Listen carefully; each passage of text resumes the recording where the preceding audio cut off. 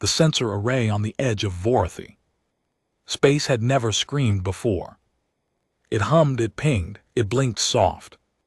Amber when a comet drifted too close to the borderline, but it had never in 300 years of operation produced the sound.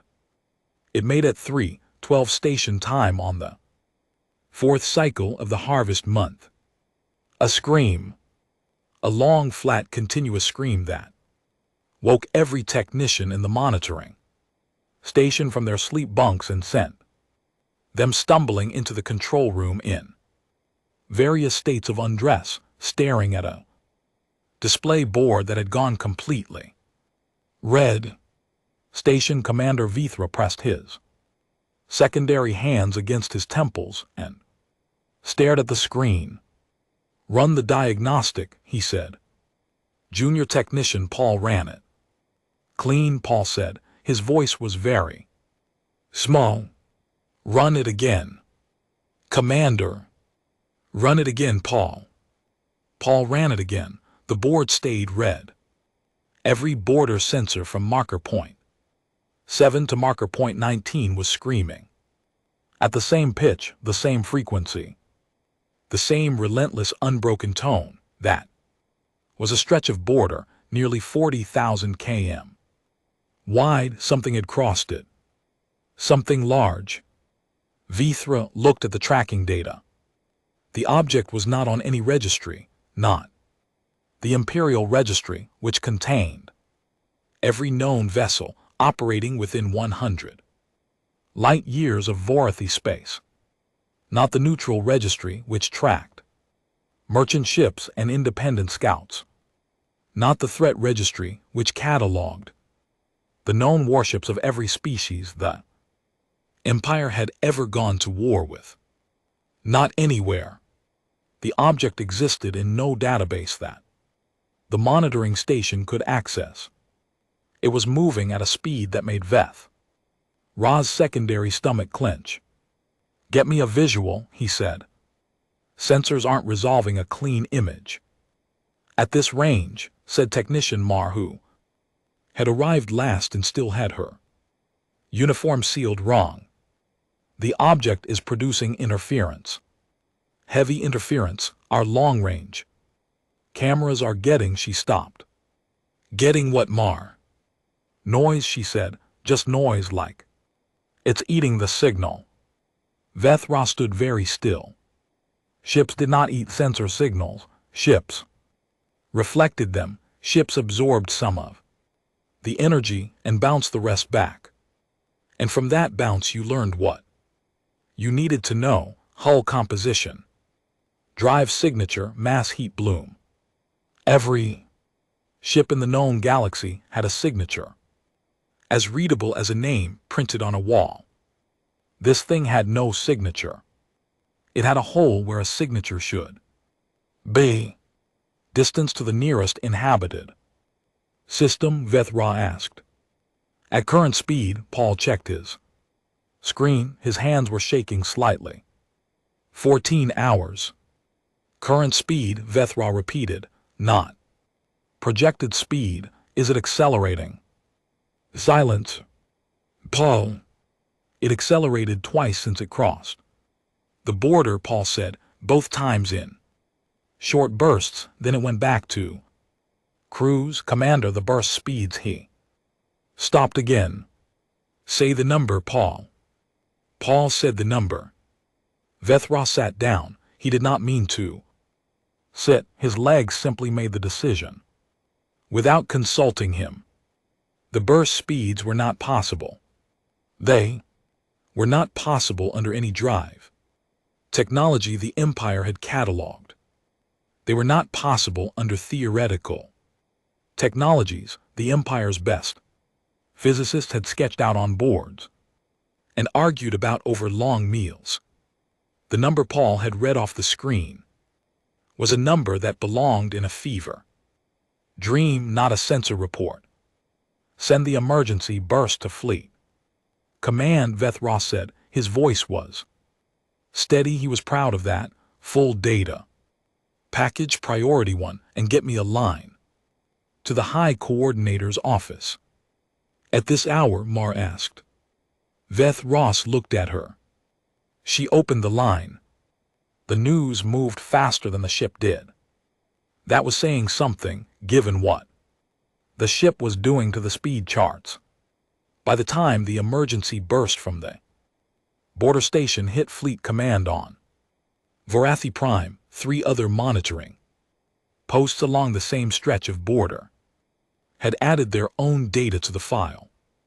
Each one had the same story, same red boards, same missing signature, same hole in the sensor return where ship's identity should have been, same impossible numbers. Fleet Admiral Cos Varen was eating breakfast when his aide put the data tablet in front of him. He read the first 3 lines and put down his food. He read the rest of the report standing up because sitting did not feel like an appropriate posture for what he was reading. Then he called the High Coordinator's office himself without waiting for the monitoring stations to do it. High Coordinator Thessaly Orvin took the call in her private chambers. She was a tall Vorathi female with gray-silver scales along her neck and the steady eyes of someone who had been managing crises since before Cos Varen had graduated from the Fleet Academy. She listened to his summary without interrupting. She looked at the data he transmitted to her personal screen. She was quiet for a long moment. 1 ship, she said. 1 ship, Cos Varen confirmed. Single object, but the energy readings suggest. I can read the energy readings. Admiral. Yes, Coordinator. 1 ship, she said again, more quietly, producing this much interference, moving at these speeds. And we have no record of it anywhere. Correct. Could it be a new weapon? Something one of the border states is testing. Cos Varen had thought about that. He had spent the 20 minutes between receiving the report and calling her thinking about almost nothing else. The border states don't have the physics for it. He said the Dreth Confederacy has been working on their drive technology for 60 years. They're nowhere near these numbers. The Solari wouldn't risk a provocation right now given the trade negotiations and the Keth. He paused. The Keth don't build ships this large. How large? We don't have a clean reading. The interference is significant, but based on the shadow it's throwing on our deep sensors. He checked the number again. Large, very large. Thessaly Orvin set down her cup. Scramble a response fleet, standard. Intercept formation. I want them moving. Within the hour. Already ordered. Admiral Drain is assembling 3rd Fleet at the Varoth staging point. Good, and I want communication. Attempts every frequency we have. Standard hails, diplomatic channels. Emergency broadcast, if this thing has a crew, I want to know who they are. We've been broadcasting since the border station made contact. No response. The High Coordinator looked at her screen again, at the red track of the unidentified object moving through Imperial space like it had not noticed. The border was there, or like it simply did not care. No response, she repeated. None. She was quiet again. Cos Varen had known her for 20 years. He knew her silences. This one was not the silence of a person thinking calmly. This was the silence of a person looking at something that did not fit inside any of their categories and trying to build a new category fast enough to be useful. Keep broadcasting, she said finally, and wake the council full session. I want everyone in the chamber within 2 hours. Do you want me to notify the public? Information channels.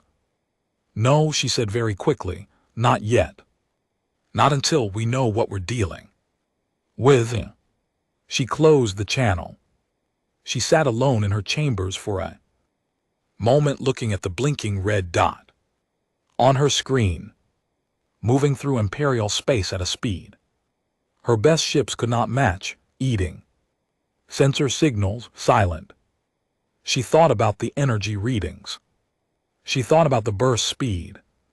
Numbers. Then she thought about the 14 hours before it reached an inhabited system. And she made herself stop thinking and start moving.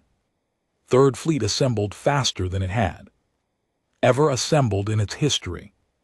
Fleet snorts Admiral Drain, a compact, sharp-eyed Varathi male who had fought in 2 border conflicts and 1 full war, did not need to be told twice.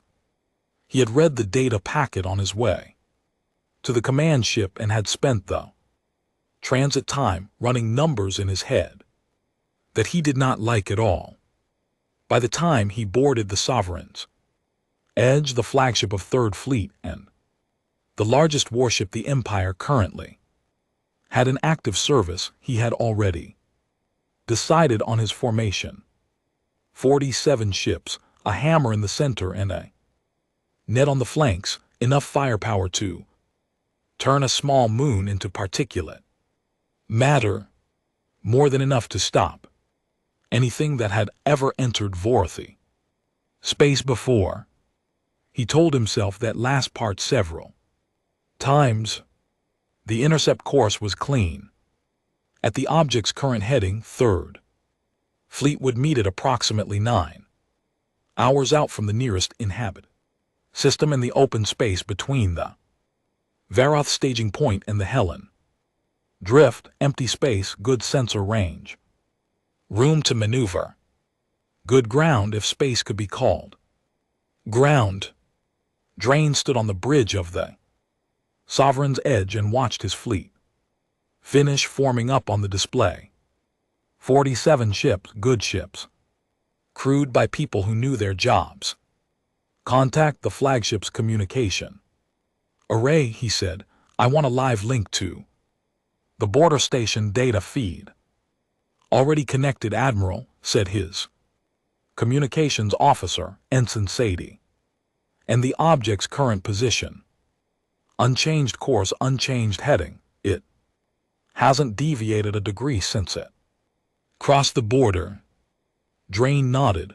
That was a fact that sat in his chest in an uncomfortable way. It hadn't changed course. It knew Third Fleet was assembling. The fleet's drive signatures would have been readable on any half-decent sensor array, and it had not changed course, had not sped up, had not slowed down, had not responded to any of the hundreds of hail attempts being broadcast on every channel. It was simply continuing on its way, like it was on a trip somewhere, like it had a destination. Do we have any intelligence on the heading projection? Drain asked. If it maintains this course, where is it going? His navigation officer, a young female named Rathsal, had already run it. If it doesn't change course, she said, it's heading for the Velhari cluster. Drain frowned. That's deep Imperial space. Yes, sir, 17 systems, some of the oldest Imperial colonies, estimated. Transit at current cruise speed, she checked, 4 days after passing our intercept point. If it passed their intercept point, which it would not. Drain looked at the display, at his 47 ships at the blinking unknown contact on the far edge of the screen, moving calmly and steadily toward them. Open a fleet-wide channel, he said. Open, Admiral. He straightened. He thought about what to say. He had given pre-battle addresses before. He knew the shape of them, what he wanted to say and what was appropriate to say in a fleet address were different things, so he found the place where they overlapped. "This is Admiral Drain," he said. "You have all seen the data packet. We are going to intercept an unidentified object that has entered Imperial space without authorization and without responding to our communications. We do not know what it is. We do not know who built it. We do not know what it wants." He paused. "What we know is that it is in our space, and we are the fleet that defends this space. Whatever this object is, it is going to meet us first. Conduct yourselves accordingly. Drain out." He closed the channel. Rath, Sol, and Seti, and the other bridge crew looked at their screens. Nobody spoke. The unknown object kept moving. 9 hours. In the council chamber on Vorathi Prime, the senior members of the Imperial government were filing into their seats. In the middle of the night, faces tight, uniforms hastily arranged, looking at each other for reassurance that none of them quite had to give. In the border monitoring station, Commander Vithra sat in his chair and watched the sensor feed and drank something hot that Paul had made for him, and tried not to think too hard about what was on the other end of that signal. In the communication broadcast being sent out on every frequency, in every known language, in every format the Empire's translation banks could produce, the same message repeated over and over into the dark between the stars. "Unidentified vessel, you have entered Imperial Vorathi space. Identify yourself immediately. State your origin. State your destination. State your intentions. Failure to comply will be considered an act of hostility." The message repeated. The ship kept moving, and somewhere in the dark, inside the hull of that ship, something was listening to all of it. Third Fleet saw it before the sensors made sense of it. That was the part Admiral Drain would think about later, lying awake in his bunk during the long hours when sleep refused to come. The moment the object appeared on the visual screens, not the data readouts, not the tracking displays, but the actual cameras pointed at actual space, and every officer on the bridge of the Sovereign's Edge went very quiet at the same time, without anyone saying a word. It was big. That was the first thing. Just the size of it. The sensor interference had prevented clean mass readings, so the numbers had meant nothing concrete. Numbers were just numbers until you put a picture next to them.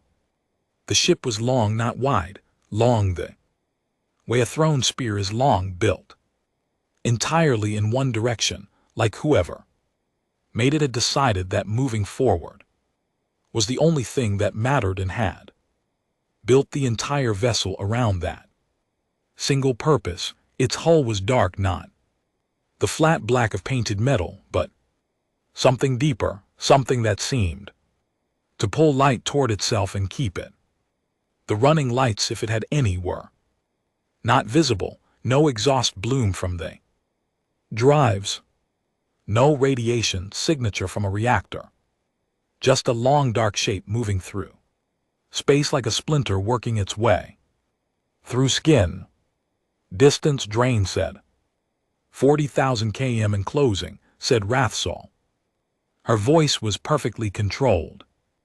Drain noted that and respected it. At current speed, it will reach our intercept line in approximately 19 minutes. Formation status. All 47 ships in position. Hammer. Formation holding. Flank nets are locked in. Drain nodded. The formation looked good. On the display, his ships were spread across the object's projected path in a wall of firepower that should have been impossible to ignore. Anything coming toward that wall had to Options stop or turn. He watched the long dark shape continue. Forward without any apparent acknowledgement that the wall existed. Hail it again, he said. SETI opened the channel. For the 100th time, the communication logs had been counting. The Empire's message went out on every frequency. Identify yourself, state your origin, state your destination, state your intentions. The silence that came back was exactly the same as the 9 hours of silence that had come before it. Total, complete, and GT snorts. And GT, the kind of silence that stops feeling like absence and starts feeling like a statement. No response, he said. Nobody was surprised. Drain pressed his hands flat on the railing in front of him. He was not a man who needed to touch things to think. But right now it helped to feel something solid. 13 minutes, Rathel said. He made his decision. All ships, he said into the fleet channel, we are going to hold formation and allow the object to approach to 10,000 km. If it is not slowed or changed course by that point, I will attempt direct visual contact using emergency signal lights. If there is still no response, we will fire a warning spread single pass low yield across its bow. We are not trying to destroy it, we are trying to make it understand we are here. He paused. It is going to understand we are here. The fleet acknowledged. They waited. The long dark shape kept coming. 10,000 km. Drain triggered the emergency signal. Lights himself, the Sovereign's edge, strobed in the standard Imperial emergency pattern, 3 long 3 short 3 long, a pattern that every spacefaring species in the known galaxy had been taught to recognize as a request to hold position. The dark ship did not hold position. It did not accelerate, it did not turn. It maintained its speed with the indifference of a river maintaining its course around a rock. Warning spread, Drain said. Fire. 12 ships in the hammer formation released their bow cannons simultaneously. Low yield, a fraction of combat output. The kind of shot that would barely scratch a combat-rated hull. But in space, in the dark, 12 cannon blasts in a tight spread were impossible to miss. They lit up the black between the fleets like lightning, crossing the object's path close enough that any sensor array worth operating would have read the energy wash. The dark ship flew through the dissipating edge of the spread without slowing. Drain stared.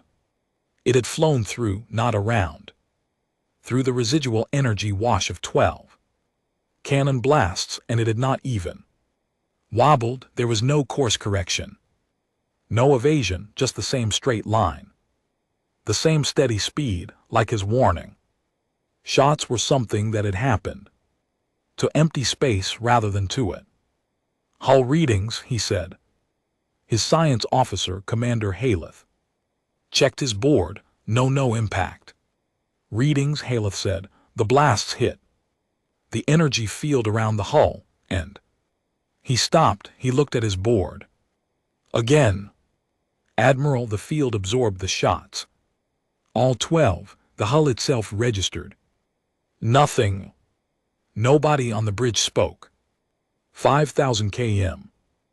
Admiral, that was SETI, and his voice had shifted, not unprofessional, but shifted. I'm picking up something on the communication array. It's not a response to our hails, it's a signal, different frequency, origin. Point is the unknown vessel. Put it through. What came through the speakers was not language, not any language Drain knew, which meant nothing. The Empire's Translator banks held over 400 cataloged languages and 200 more in partial states of translation, but the translator banks were already running on the signal, and they were turning up nothing, not a partial match, not a structural similarity to anything on record. The signal had rhythm and pattern, which meant it was probably language, but it was language that had come from somewhere outside every catalog the Empire had ever built. "Can we translate it?" Drain said. "Not in real time," said the translation specialist, a quiet officer named Vane, who rarely spoke during battle situations. "It would take," she shook her head, "months, maybe longer. The base structure is completely unlike anything in the bank." The signal continued for 11 seconds. Then it stopped. Then the dark ship did something. It slowed down. Not much, not a full stop, but it shed speed measurably, clearly on every sensor in the fleet, and for 1 second, Drain thought his warning shots had finally worked, that the show of force had finally registered, that whatever was inside that hull had decided to acknowledge them. Then the dark ship turned on a lateral axis, smooth fluid like a fish, changing direction in water, and pointed something at the Sovereign's edge.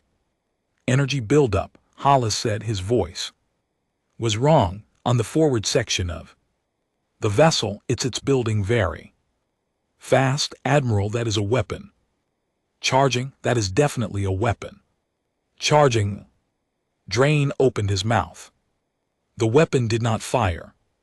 The energy built a peak that made every sensor in the fleet spike into the red, and then it held there, just held, pointed directly at the Sovereign's edge, like a finger held inches from someone's face.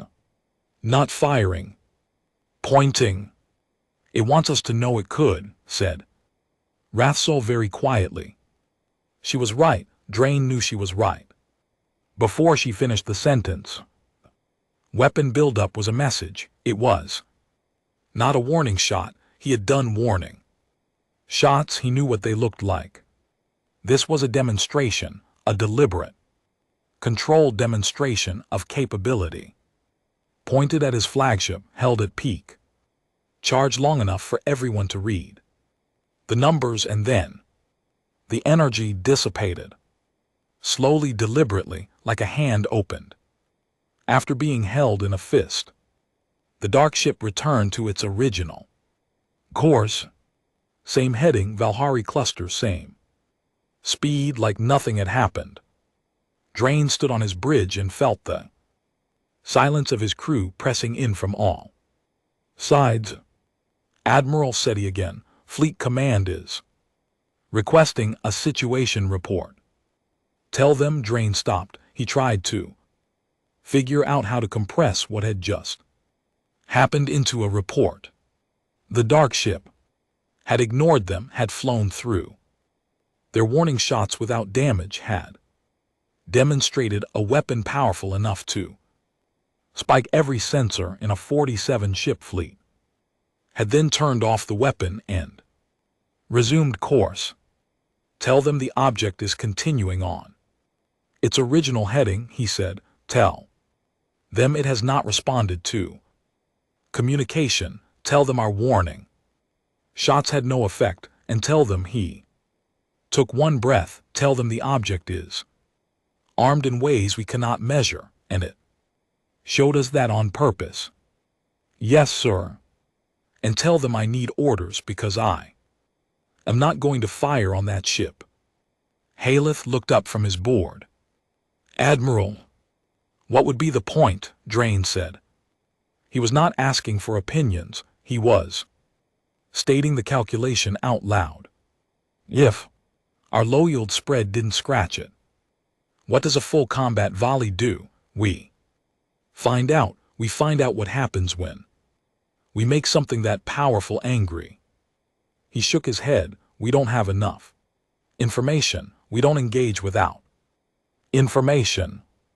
He watched the dark ship on his screen, moving away from his fleet now, having passed through their intercept line like they were smoke. Keep formation and shadow it, he said. Don't close, don't fire, just follow. It. And GT, snorts. And GT, I want every sensor we have pointed at it every second. Third Fleet turned to follow the long, dark shape deeper into Imperial space. In the council chamber on Vorathi Prime, the room that had been called into emergency session in the middle of the night had been meeting for 4 hours. The light through the high windows had changed from black to the deep gray blue of early morning, and nobody had gone home. High Coordinator Thessaly Orvin stood at the head of the long table and listened to Admiral Kos Varen relay Drain's report. She listened without moving. The senior council members around the table reacted in their own ways, some leaning forward, some pressing back in their chairs, one junior minister making a sound low in his throat that wasn't quite professional. When Kos Varen finished, she was quiet. For a moment, it showed him the weapon, she said. Yes. It didn't fire. No. It showed him the weapon, she said. Again, differently this time, like she was testing the shape of the idea in her mouth. It demonstrated capability and then stood down, and then it continued on its way. That is the Admiral's assessment, yes. Council Member Orath, the oldest person in the room and the head of the Imperial Intelligence Division, leaned forward. He had white-silver scales and eyes that had been in difficult rooms longer than most people had been alive. That is a communication, he said. Whatever else it is, that is a communication. It is not attacking, but it is also not submitting. It is saying, I see you, I know what you are, I am not stopping. That is one interpretation, said Council Member Drea from the Military Affairs. Zeta. She was young for her position and had been trying all morning to make her voice carry the weight of certainty. Another interpretation is that it fired a test shot to measure our whole response, and we're calling it a demonstration to make ourselves feel better. If it was a test shot, Orath said. Without looking at her, it did not need to hold the charge for 6 seconds after peak buildup. That was not a test, that was a statement. The room was quiet. The question, Thessaly Orvin said, is what to do with a statement we cannot answer. We cannot translate the signal it sent. We cannot match its speed. We cannot damage its hull. She looked around the table. What options do we have that don't involve doing something that makes it decide to stop being patient? Nobody had a fast answer for that. We need more ships, Drea said finally.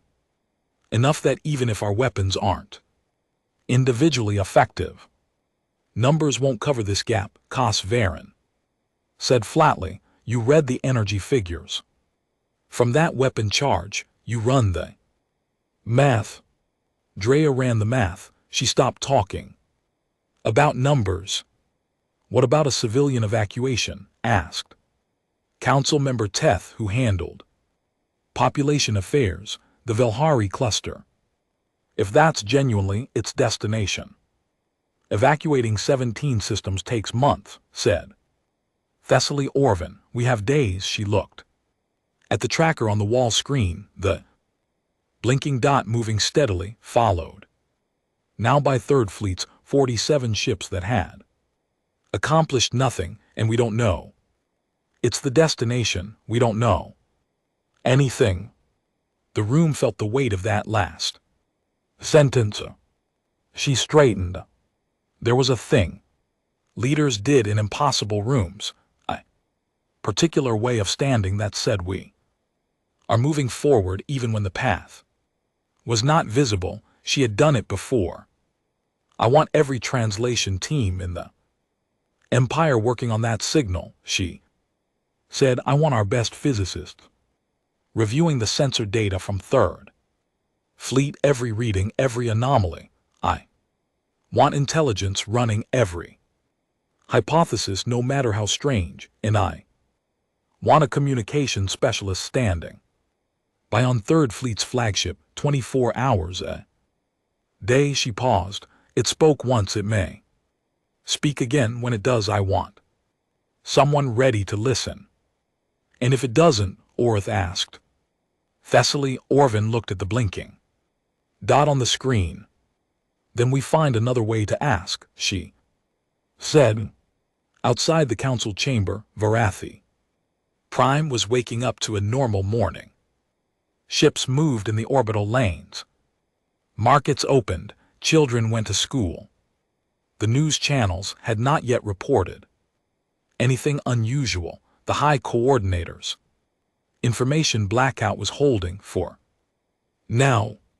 On the edge of Empire space, 39 hours from the heart of the Vilhari cluster, the long dark ship continued on its way. Patient, silent, unhurried, like something that had been moving for a very long time and had simply decided that today it was going to move through. Here, the information blackout lasted exactly 22 hours. It broke the way these things always broke, not through an official announcement, not through a careful and managed release of information, but through a junior communications technician on a border monitoring station who told his brother, who told 4 people, who told 12 people. And by the time Thessaly Orvin's information office realized the story was loose, it had already reached 3 major news distribution networks and was sitting at the top of every public feed on Varathi Prime with a headline that said, Unknown ship in Imperial Space Fleet. Response fails. The headline was not entirely accurate. It was accurate enough. Thessaly Orvin read the headline at her desk, set down the report she had been holding, and said one word that her aide pretended not to hear. Then she called the information office and told them to prepare a public statement because the choice was no longer between telling people and not telling people. The choice was now between the Empire's version and everyone else's version. She wrote the statement herself. It was careful, it was measured, it used phrases like unidentified vessel under observation and ongoing diplomatic contact attempts and no immediate threat to civilian populations. It did not use phrases like our weapons had no effect or we cannot translate their language or we have been following it for 20 hours and it has not acknowledged us once. She approved the statement and released it. The public reaction was immediate and not calm. In the city of Tethvar on Varathi Prime, which was the largest city on the planet, and therefore the best possible place to observe a population receiving bad news. All at once the morning went sideways. In approximately 40 minutes, markets swung, not crashed, swung up, then down, then sideways as traders tried to decide what an unidentified ship of unknown origin and unknown intent moving through imperial space meant for commodity prices. The answer, it turned out, was that nobody knew, and not knowing made the numbers do strange things. Schools opened, and then parents started pulling children out of schools, even though the ship was 38 hours away from the Vilhari cluster, and Tethvara was not in the Vilhari cluster. The distance did not seem to matter. The pulling out of school's impulse was not a rational calculation, it was just what people did when the news was large and the information was small. The communication networks flooded, not just personal calls, official channels, military inquiry lines, local government offices, the high coordinator's public contact system. Every person who had a question they wanted answered by someone with authority was asking it simultaneously. The answers available were not good enough to satisfy anyone because the honest answer to almost every question was "we don't know yet," and that answer, delivered at scale, does not comfort Council Member Teth, whose job it was to track the mood of the civilian population, sent Thessaly Orvin a report at noon that used the word unsettled 11 times. Thessaly Orvin read it and thought that unsettled was doing a great deal of work. As a word the news networks had found from somewhere, they always found things from somewhere, a partial image of the ship. It was not a clean image. The sensor interference had seen to that. It was blurred and dark and showed mostly a long shape against the stars, but it was enough. It was enough for the networks to put it on a screen and point at it and talk about it for 12 consecutive hours. The shape was unlike anything in the Imperial Visual Catalog. That was the fact the networks kept returning to. Every known species had a visual aesthetic, a design language that showed up in their architecture, in their ships and their tools. You could look at a Dreth vessel and know it was Dreth.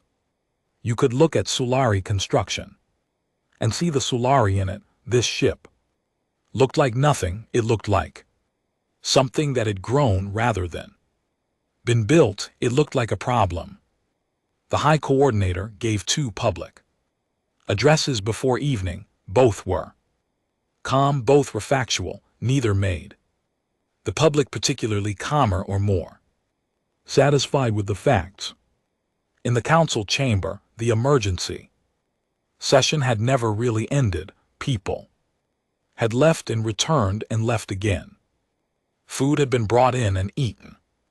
Standing up, the long table that was usually a place for careful deliberation had become something between a military command post and a room where frightened people tried very hard to look like they were not frightened. Admiral Koss Varen had not slept. He had considered it. He had gone to the small office adjoining the command center and sat in the chair there and closed his eyes. His brain had declined to cooperate. It kept running the numbers from Drain's sensor report. Weapon charge, the speed bursts the way. The interference swallowed sensor signals like a drain swallowed water. At 600 he stopped pretending to rest and went back to the command center. A message was waiting for him from Admiral Drain, time-stamped 4 hours ago. He opened it. Sir, at 1:30 station time the object reduced speed by 30%. We are not sure why the reduction was smooth and deliberate. It has maintained this reduced speed for the past 4 hours. No change in heading, no communication. I want to note that 30% reduction still puts it well beyond our best chase speed. We are following at maximum sustainable drive. If it decides to accelerate again, we will lose visual contact within minutes. Request guidance on whether to maintain pursuit if contact is lost or hold current position. Also at 2:15, one of our science officers noticed that the object appears to be scanning. The sensor interference pattern changed. It's still blocking our readings of the hull, but the interference is now reaching out impulses in all directions. It is looking at something we don't know what. Drain. Varen read the message twice. It was scanning. He had been in the fleet for 31 years. He had intercepted vessels. He had chased vessels. He had been chased. He knew what a ship looked like when it was running, when it was fighting, when it was waiting. He had never seen a ship in the middle of an intercept situation stop to scan its surroundings. That was not combat behavior. That was not even evasion behavior. That was curiosity. He sat with that word for a moment. It was a strange word to apply to something that had demonstrated enough firepower to make his best admiral stand down, but it was the right word. He sent a reply to Drain. Maintain pursuit. Do not lose contact. Do not engage. The scanning behavior is important. I want records of everything. It points those pulses at. Then he went to find Orath because Orath's interpretation the day before, that is a communication, was turning out to be right. And Varen was starting to think that the old intelligence chief was going to be more useful in this situation than anyone with a gun. He found Orath in a side room off the main chamber with 4 junior analysts and a screen full of signal data. The translation teams had been working on the 11-second communication burst for 20 hours. They had made progress in the way that a person digging a tunnel with a spoon makes progress technically forward, but not fast enough to matter yet. Anything, Varen said. Orath looked up. It is definitely language, he said. The structure confirms it. It has grammar. It has what appear to be proper nouns, repeated sound clusters that function as names or identifiers. The phoneme set is unlike anything. Our banks, he paused. But I have a theory. Tell me. The signal it sent, the 11-second burst, I think it was not a statement. Orath turned back to his screen. I think it was a question. Varen waited. The intonation pattern at the end of the burst, the signal rises before it terminates in every language in our bank regardless of origin. A rising terminal pattern indicates interrogative function, a question. The structure at the end of this signal does the same thing. Orath looked at him steadily. It asked us something, we don't know what, but it asked. The room was very quiet, and we didn't answer. Varen said. We answered with cannon fire, Orath said, not accusing, just stating, which may explain why it has not spoken. Again. Varen pressed both hands against the wall and looked at the ceiling. He was doing arithmetic that he did not like, warning shots after an unanswered question from the ship's perspective. Whatever was inside it, the sequence of events was enter space, ask a question, receive weapons fire. That was not a sequence that encouraged further conversation. If it asked a question, he said, what are the chances it's still waiting for an answer?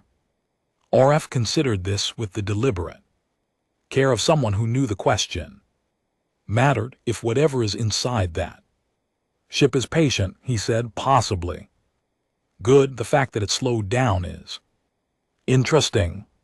The fact that it is scanning rather than accelerating toward its destination is interesting. It is not acting like something that has given up on us. It is acting like something that is still watching. Then we need to answer it. We need to figure out what it asked.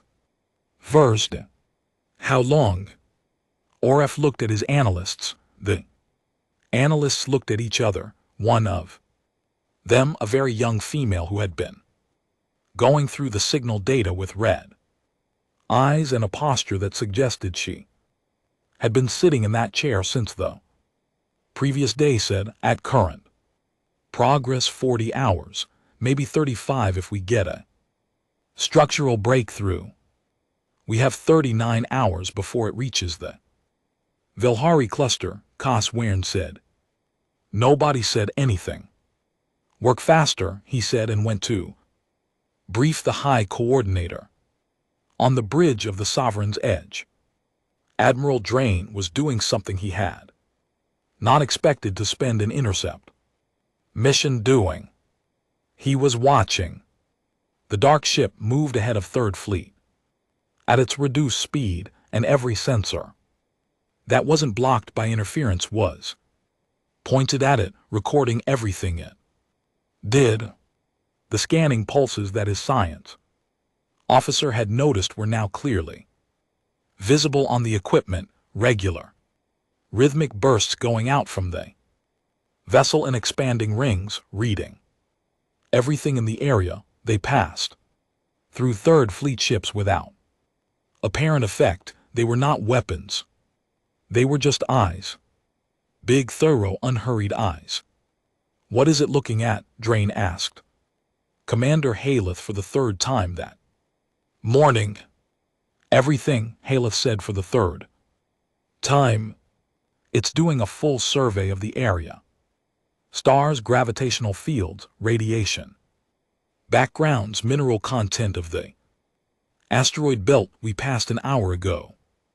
It's building a picture of this region. A detailed one. It's mapping us, said Rathzol from navigation. It's mapping the region, Haleth corrected.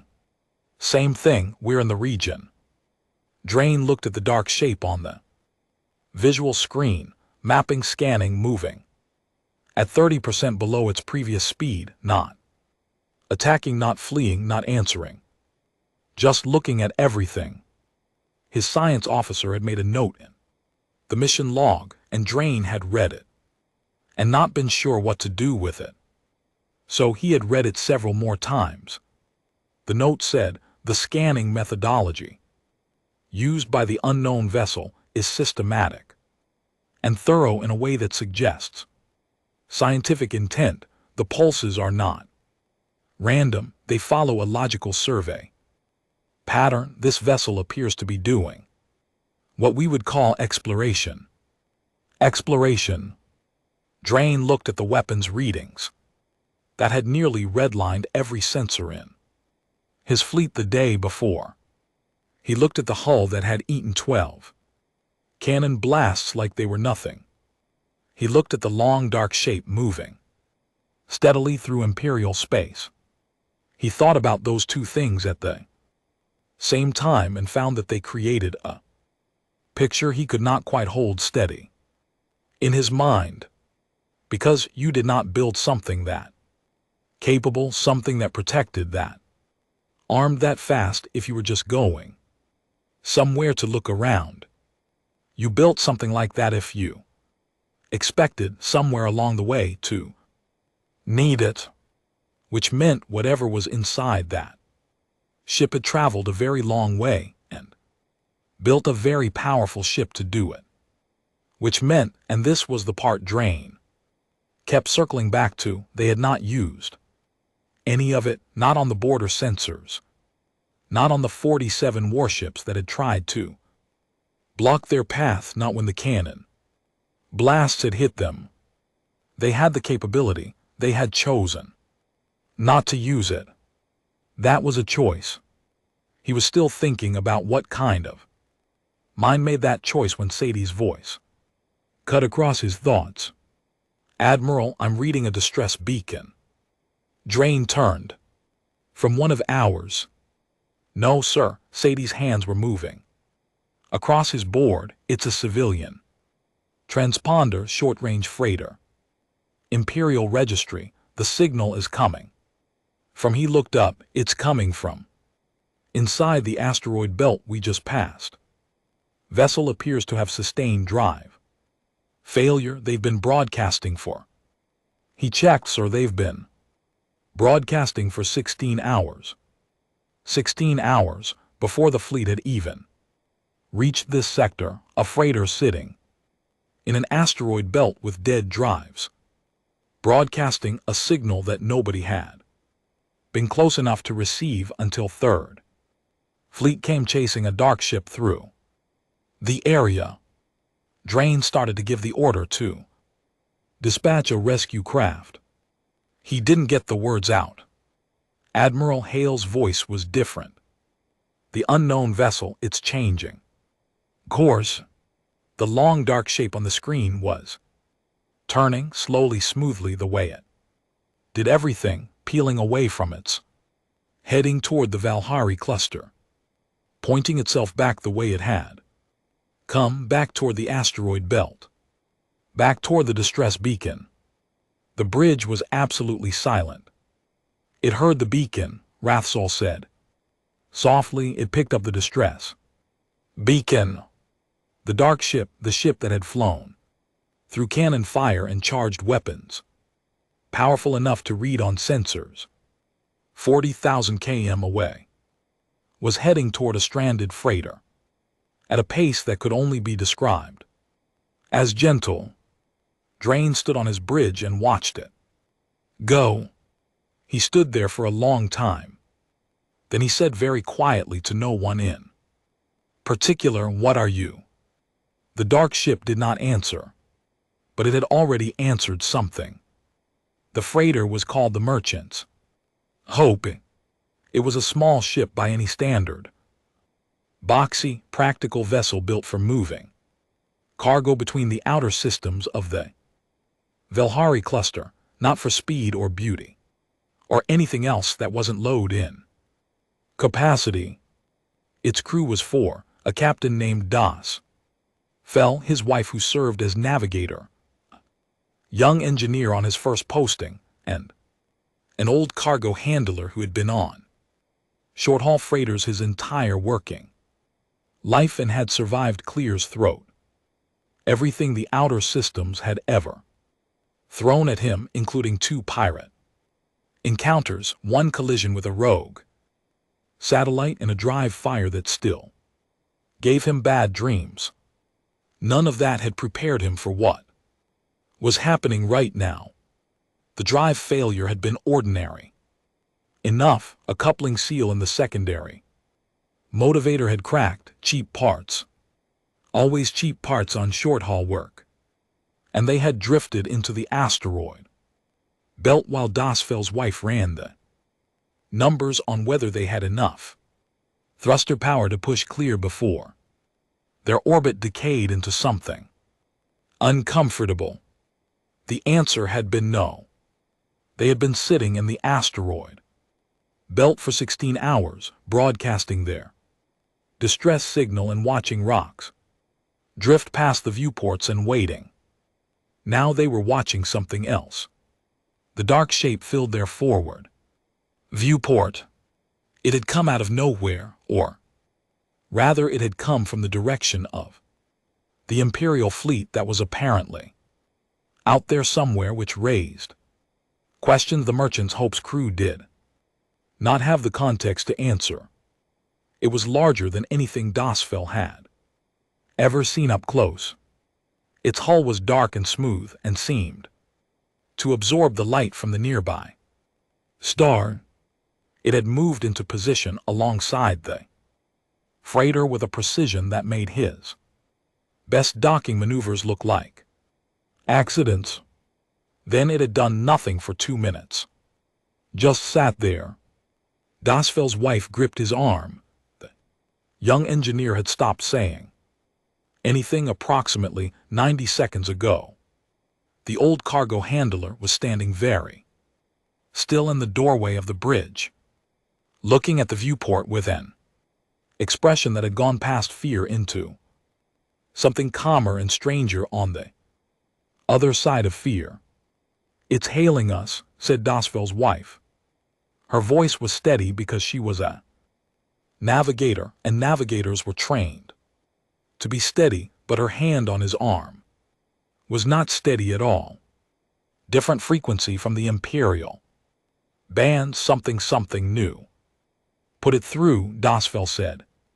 What came through the speakers was not the alien signal the Empire's translation teams had been pulling apart for 20 hours. What came through the speakers was a voice, a clear, even unhurried voice, speaking in a language that resolved in Dasfell's translation implant, the cheap civilian model that handled the 12 most common trade languages, with a small delay and some roughness at the edges, but resolved. It said, "Merchant vessel, we read your distress signal. We are here to assist. Please confirm your status and your crew." Count. Dasfell stared at the speaker. His wife stared at him. The old cargo handler said from the doorway very quietly, "Well, answer them." Then Dasfell answered them.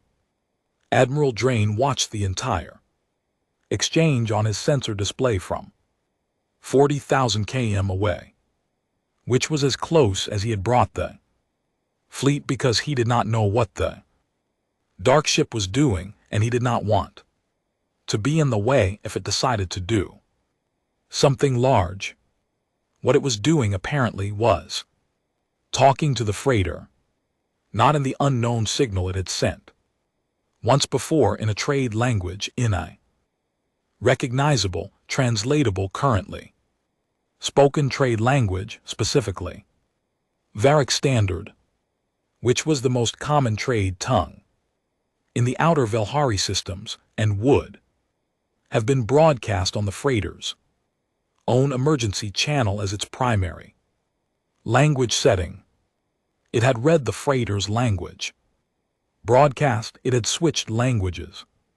It adapted, said Hayloft, standing next to Drain with an expression that had been shifting for the last hour between professional analysis and something that was not professional at all.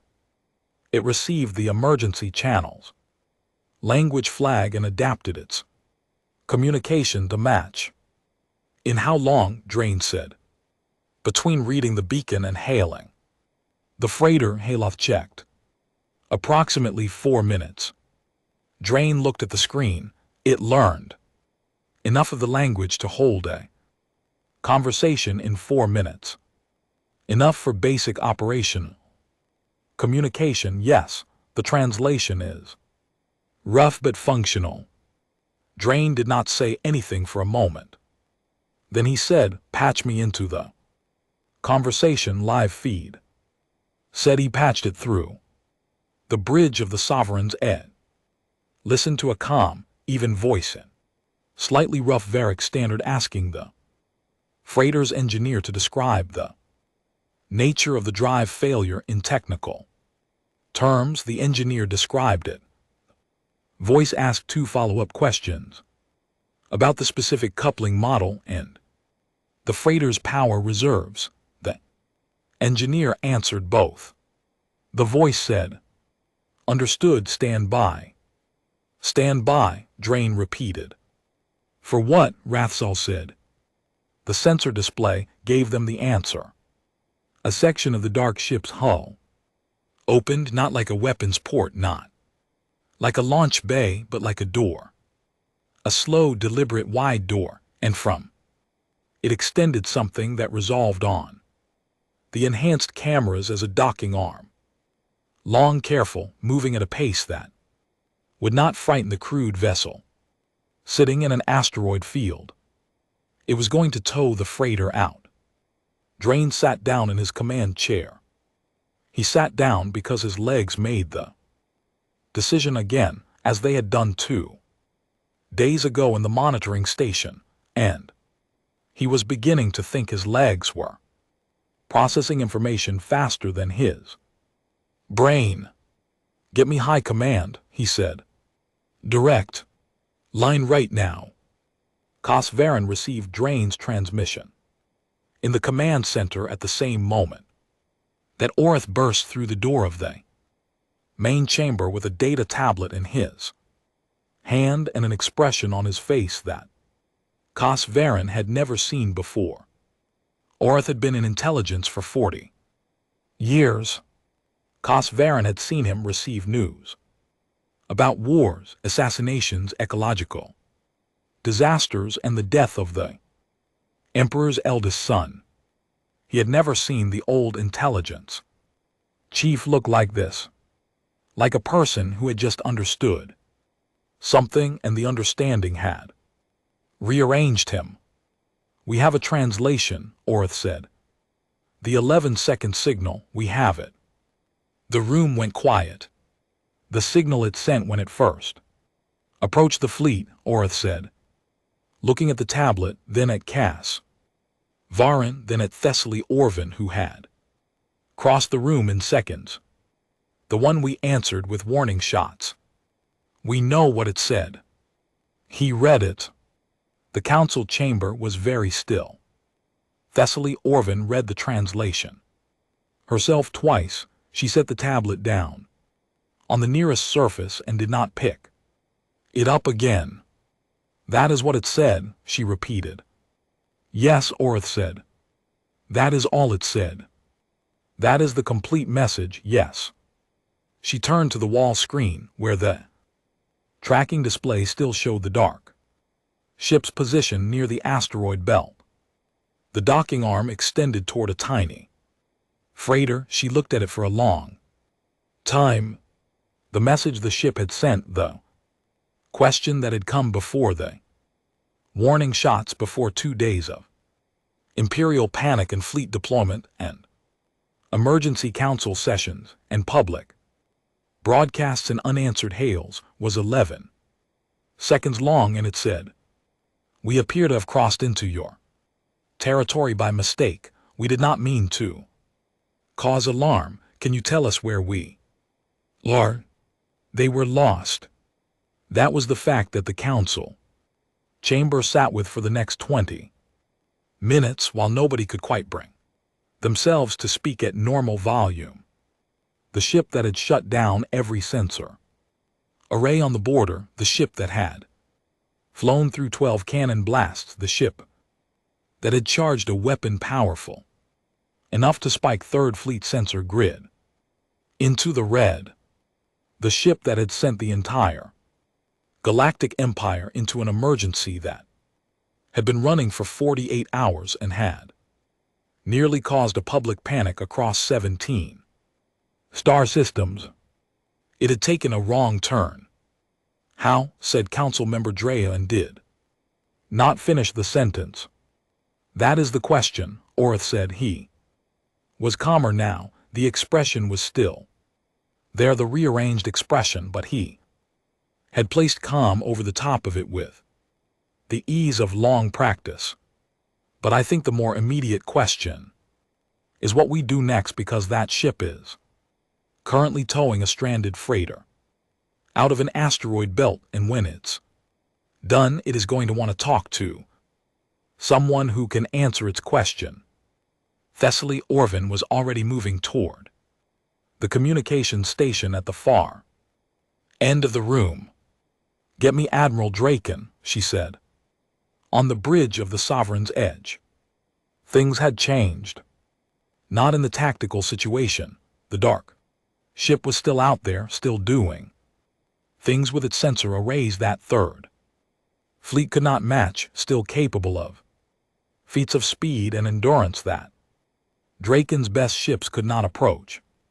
None of that had changed. What had changed was the way his bridge crew was breathing. They had been breathing like people, waiting for something terrible for 48 hours, that particular tight, controlled breath that people use when they are trying to take up less space in the universe. Now they were breathing differently. Draken could not have described the difference exactly, but it was there, and it mattered. The docking arm had guided the freighter clear of the asteroid belt in 23 minutes. Clean work, smooth and careful, that Snort's kind of work that took skill and patience and an interest in not damaging the vessel being helped. The dark ship had released the freighter into a stable position in open space and retracted its arm and then waited. "It's hailing us," he said, "not just the freighter, the fleet." Drain straightened in his chair. "Put it through." The voice was different from the one that had spoken to the freighter, still unhurried, still in Varric standard with the same slight roughness. But different, a different person. "Imperial Fleet vessels," the voice said, "we've been trying to reach you for 2 days and we're aware that most of those attempts didn't work very well. We apologize for crossing your border without permission. We genuinely did not know it was your border. Our charts for this region are incomplete. We would like to talk. We would like to do that somewhere that isn't a standoff. If that's possible, we have some questions. And we're guessing you do too."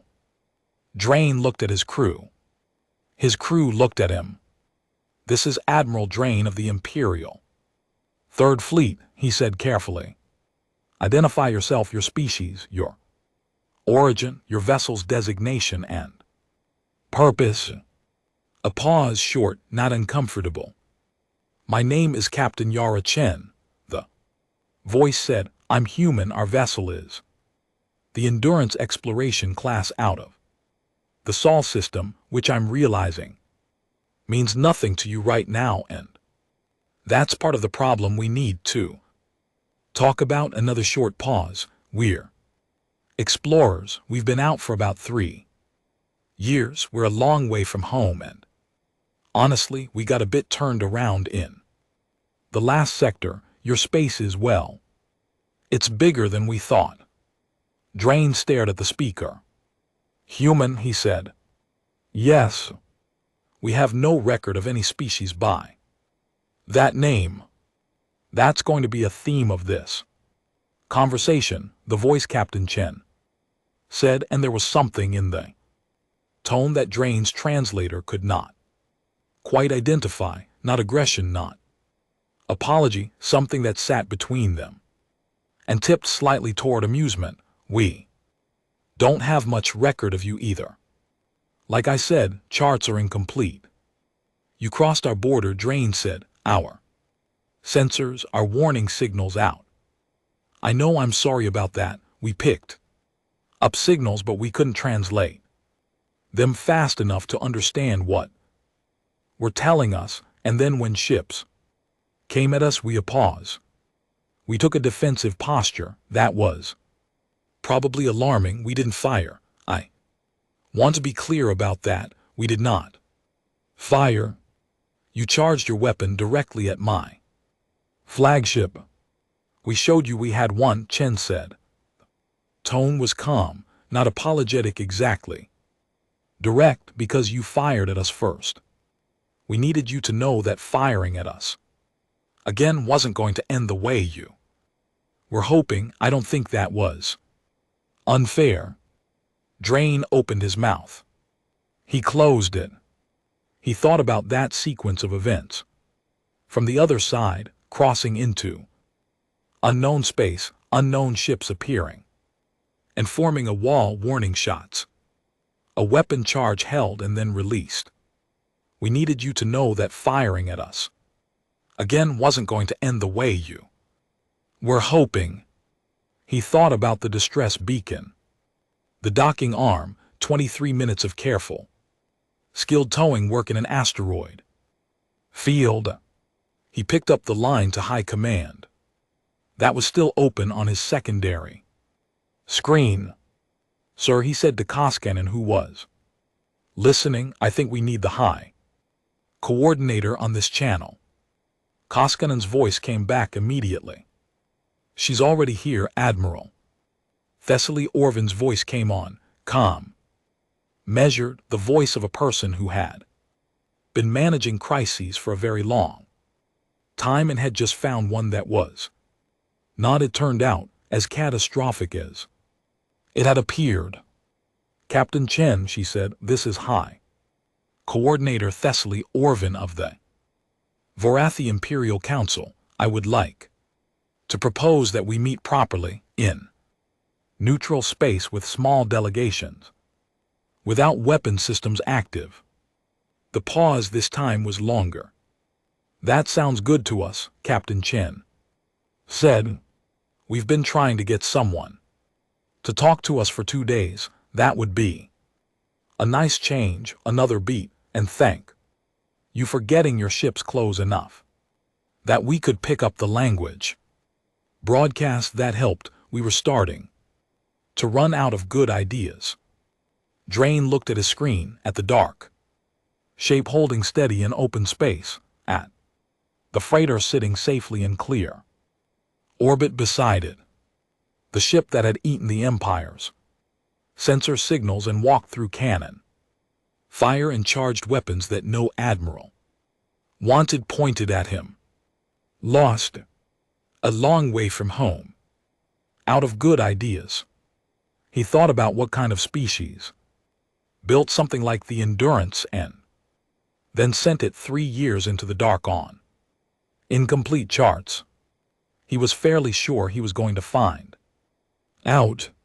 They picked a stretch of empty space between the asteroid belt and the Helgen drift, far enough from the Velhari cluster that the civilian population would not be watching from their windows, close enough that Third Fleet could reach it in under an hour if something went wrong. Nothing was going to go wrong.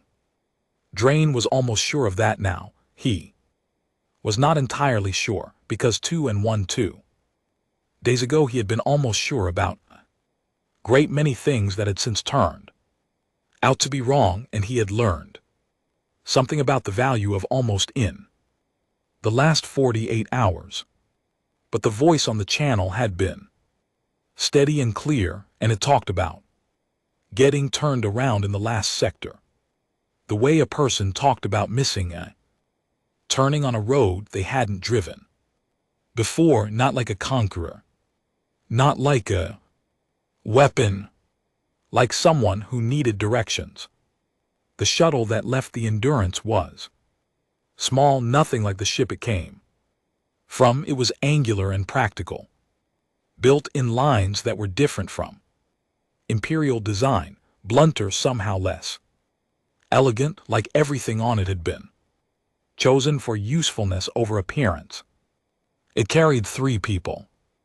Drain sent his own shuttle from the Sovereign's Edge. He went himself. He brought Haleth and Vane, the translation specialist, because she had spent 30 hours on the signal, and he thought she had earned the right to be in the room when the source of it showed up in person. The shuttle's match position in empty space. The airlocks connected.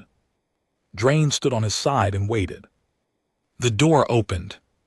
Captain Yara Chen was not what the Empire had expected.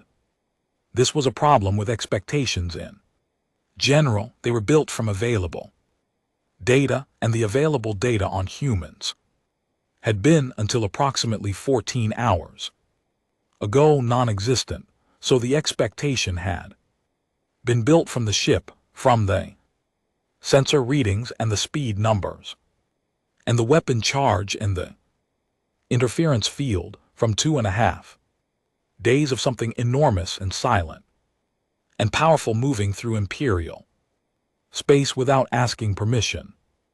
The expectation was something large, something armored, something that looked like what it was capable of. Yara Chen was of average height for her species, which turned out to be roughly equivalent to a young Vorathi female.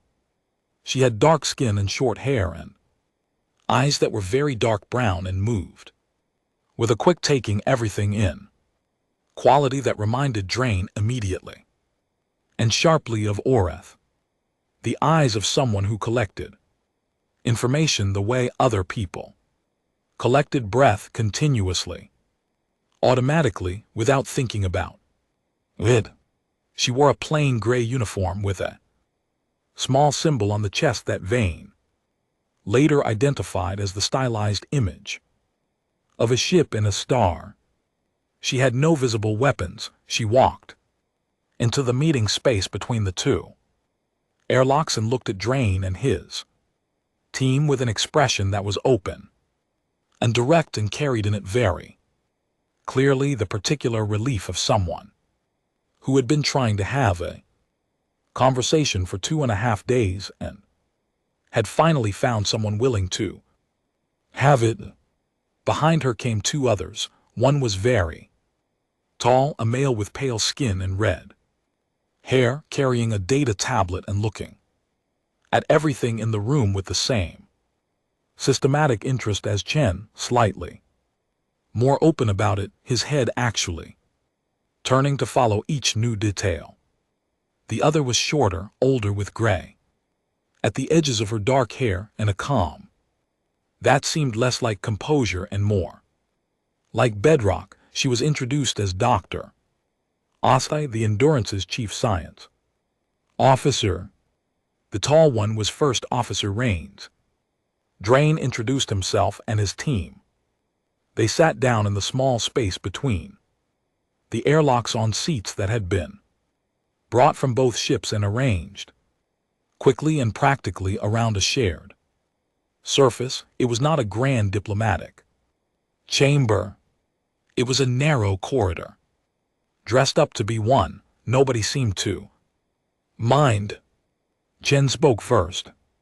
Before anything else, she said through Vane's live translation. Chen had asked immediately about the translation process and had adjusted her pace to accommodate it without being asked. I want to say again that we are sorry for crossing your border and not responding to your signals. We picked up broadcasts, but we couldn't identify the language fast enough, and by the time we were working on it, she spread her hands flat on the table, an open gesture. Drain noted it. Events moved quickly. You could have stopped, Drain said.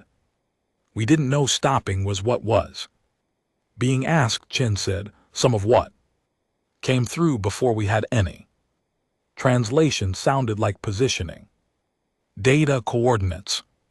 We thought it was navigation traffic. A short pause. No, now it wasn't. We are sorry. You were not sorry enough to change your course. We weren't sure changing course was safe either, she said. In unknown space with a fleet of ships we couldn't identify following us, staying on a straight line felt more honest than maneuvering. Maneuvering can look like a lot of things. Drain thought about that. He could not argue with the logic of it, which was mildly irritating. Tell me about your ship, he said. Chen told him. She told him clearly and without apparent concern for what the information would mean to the people hearing it, which was either confidence or openness, and Drain spent the first part of the explanation trying to decide which. The Endurance had been built 12 years ago in a construction yard orbiting the fourth planet of the Sol system. It was one of 7 of its class. The class was called Pioneer. Each ship was built for long-range deep space exploration, journeys measured in years into regions of space that humanity had not previously visited, for the purpose of mapping, cataloging, and making contact with whatever was out there. You built 7 of them, Hollis said. He was holding his data tablet, but he had stopped writing on it. Ships of this class. 7 in the Pioneer class, yes, said First Officer Rains, who had the easy manner of someone who spent a lot of time explaining things to people who had not expected the answer they were getting. There are other classes, different sizes, different purposes. The Pioneer class is the exploration line. How many ships does your species operate in total? Chen and Rains exchanged a brief look. Not secretive, more like the look of two people checking whether they were remembering the same number. Registered deep space vessels as of when we left, Rain said, a little over 4,000, that's not counting shore train and system traffic. The number sat in the room. Drain looked at it the way you looked at a large animal that had appeared in a small space, with the specific focus of someone trying to assess what it meant before deciding how to feel about it. 4,000, he said. Give or take, said Chen. And how many of those are armed to the level that the Endurance is armed? Chen's expression shifted slightly, not defensively, more thoughtfully, like she was considering how to answer.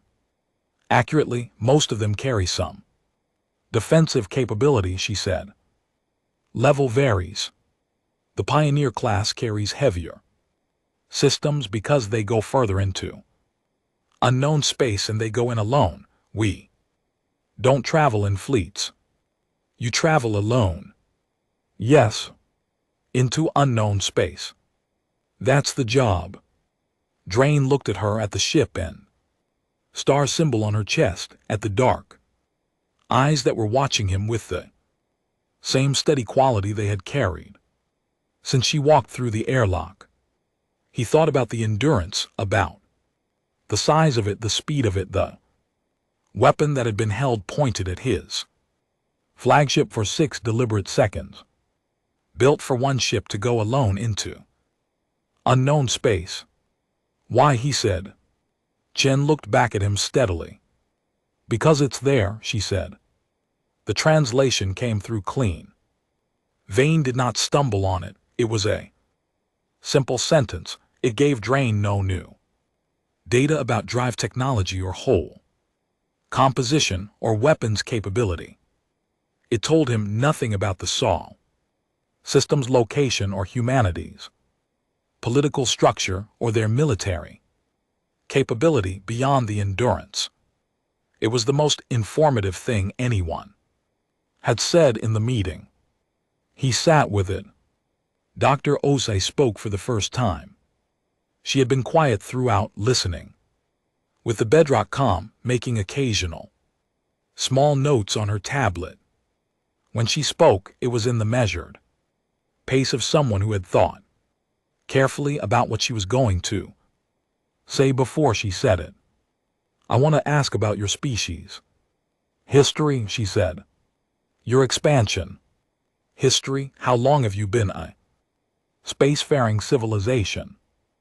Orif, who had insisted on joining via audio link from Varathi Prime and was listening to every word, later said that this question was the point at which he understood everything.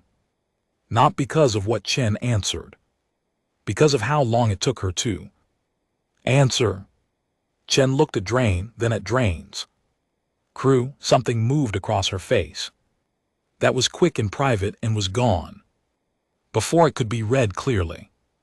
We've had spaceflight for about 100 years, she said.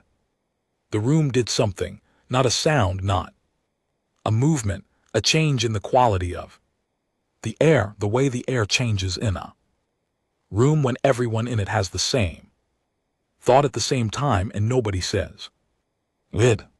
Haleth said it. 100 years, he said. Approximately, Chen said. Our civilization has been spacefaring for 3,000 years, Haleth said, not accusing, like a man reading a number off a board and not being able to make it fit against the number next to it. We have been building ships for 3,000 years. I know, Chen said quietly, we can see that. And in 100 years your species built. He stopped. He was looking at his tablet, which had the sensor readouts from the last 2 days on it, and he stopped. We worked fast, Rain said. There was that quality in his voice again, not boasting, not apologizing, just stating. Drain looked at Chen. How many inhabited Worlds does your species have? One, she said. Well, a short pause. One. Home world, several colonies. The colonies are young. One world, Drain said. One world, she confirmed. So far. So far.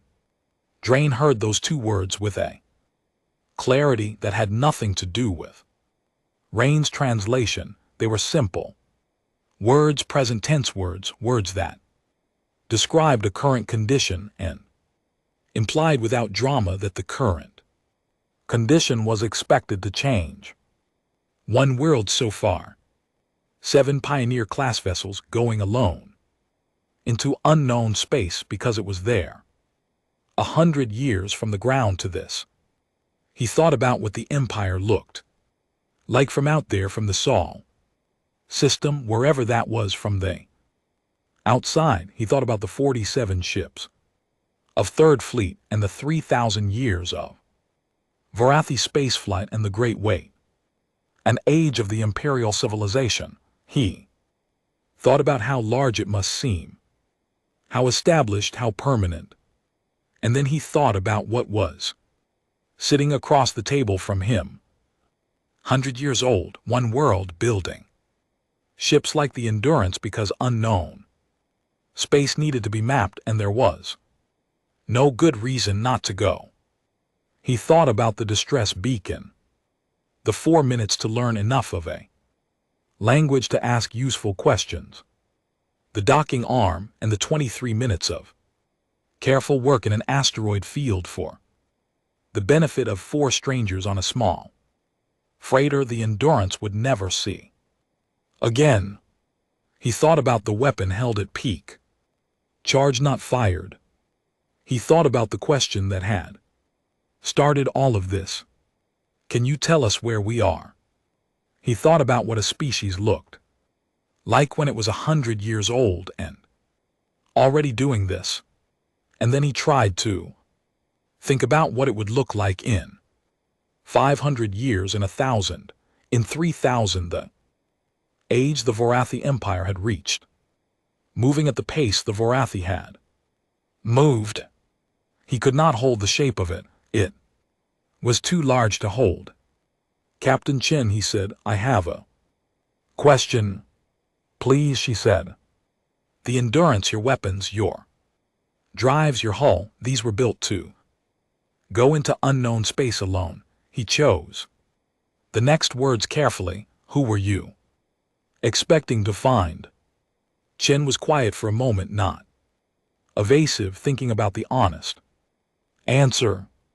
We didn't know, she said. That's the point. We didn't know what was out here.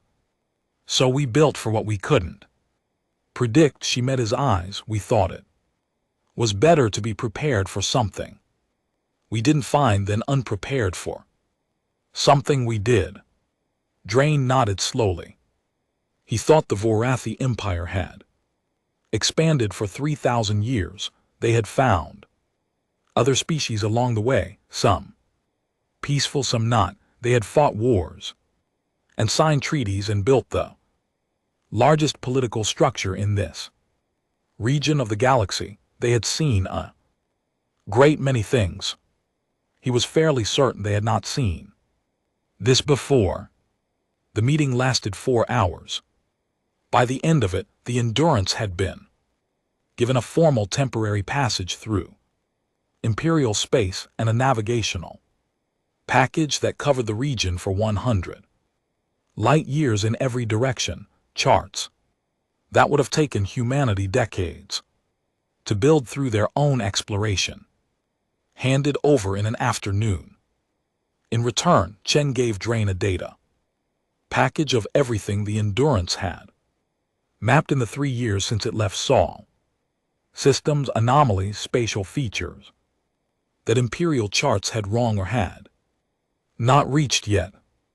It was a fair trade, Drain thought. It was also a trade that told him something. The Empire had given humanity a map of 100 light years. Humanity had given the Empire 3 years of solo exploration work covering a region the Empire's own scouts had not fully charted.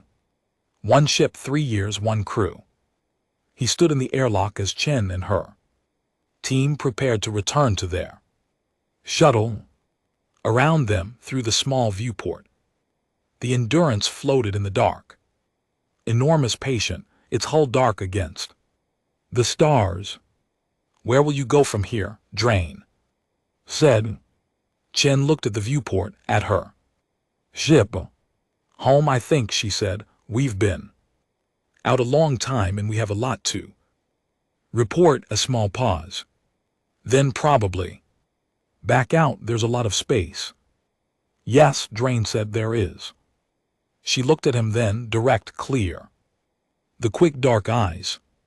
We'll file proper entry requests next time, she said, now that we know you're here. That would be appreciated. She almost smiled, not quite. For what it's worth, your space is beautiful. The Helgen drift, the light off those gas clouds back by the border. She shook her head slightly. We took a lot of images. The people back home are going to love it. She offered her hand, a human gesture Vane had briefed him on during the meeting. He took it. Her grip was firm and brief. Then she went back to her ship. Drain stood at the viewport of the Sovereign's edge and watched the Endurance go. It did not leave at the burst speed it had demonstrated on arrival. It moved out at a reasonable pace, the kind of pace that said, we are not in a hurry, we are not threatening, we are simply leaving now. It passed through the edge of the system, and its drive engaged, and it reached cruise speed in seconds, and then it was a point of light, and then it was not even that. Gone. He opened the channel to High Command. Thessaly Orvin was waiting. She had listened to the entire 4-hour meeting. He did not need to brief her, but there was a thing that happened after. Difficult situations, after the facts had been exchanged and the decisions made, where the person in the field and the person in the chamber needed to simply acknowledge to each other that they were on the same side of something. Well, she said. Well, he said. A moment of quiet. One world, she said. 100 years. Yes. And they just, she stopped, started again. They built that ship and sent it out alone because the space was there. That is what she said. Another silence. Admiral Thessaly Orvin said, in your assessment, is humanity a threat to the Empire? Drain looked at the place where the Endurance had been. He thought about the right answer. He thought about the accurate answer. He thought about whether those were the same answer. Not today, he said carefully. They are one world with young colonies and 100 years of spaceflight. Today, they are not a threat. He paused. But I think the more important question, the one the Council should probably be discussing right now, is what we do about the fact that they exist at all. What do you mean? I mean, Drain said slowly, that we have been the largest thing in this region of the galaxy for 3,000 years. We have known what everything around us is. We have had time to prepare for every possible challenge because we could see them coming from a long way away.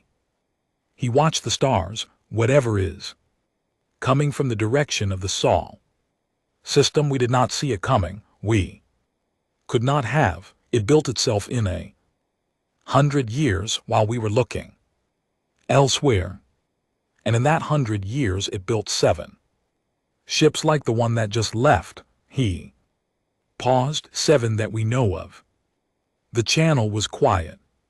The question is not whether humanity is a threat today, he said. The question is what they will be when they are 3,000 years old, and whether we want to be the civilization that was their neighbor. When they were young, he thought about Chen's face, the quick eyes, the open hands on the table, the voice that said we are sorry for the trouble and meant it, and also said we needed you to know that firing at us again wasn't going to end the way you were hoping, and meant that too. I know what I think the answer should be, he said. So do I, said Thessaly Orvin. Outside the stars were still. The Helgen drift caught the light of the nearby sun and scattered it in slow, soft colors across open space. Beautiful, the way Chen had said. The way a person said a true thing simply because it was true. Somewhere in the dark, moving fast, the Endurance was already heading home. It would be back. Everyone in the room had known that, without saying it from the moment Yara Chen walked through the airlock. It would be back. And next time there would be more of them.